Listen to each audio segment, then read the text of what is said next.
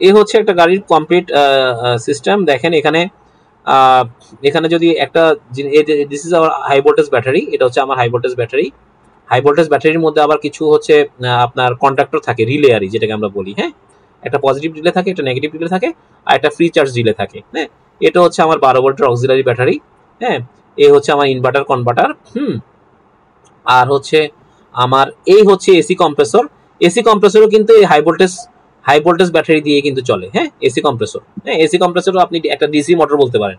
AC কম্প্রেসরও কিন্তু পাওয়ারটা সরাসরি এই যে হাই ভোল্টেজ ব্যাটারি থেকে কিন্তু আসে হাইব্রিড গাড়িতে। হ্যাঁ, পাশাপাশি দেখেন যে এটা একটা ইলেকট্রিক জেনারেটর থাকে, ইলেকট্রিক মোটর থাকে।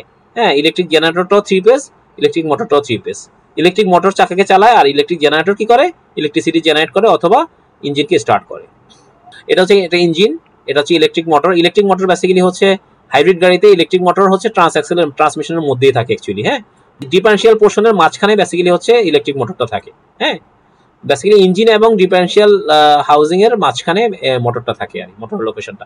এই হচ্ছে রিয়েল লাইফ মোটর। এটা আমি যখন জাপানে গিয়েছিলাম ট্রেনিং এ তখন হচ্ছে মোটরের ছবি তুলেছি। এটা আমার হাতে নিজের হাতে তোলা ছবি। This is our motor. এই মোটর দেখেন 3টা লাইন থাকে। এই 3টা লাইন, একটা লাইনকে বলা হয় ইউ, আরেকটা লাইনকে বলা হয় বি, আরেকটা লাইনকে বলা হয় ডব্লিউ। ইউ বি ডব্লিউ 3টা ফেজ আর। হ্যাঁ, আর this is our motor shaft. এই যে এটা হচ্ছে মোটর শেফট। হ্যাঁ,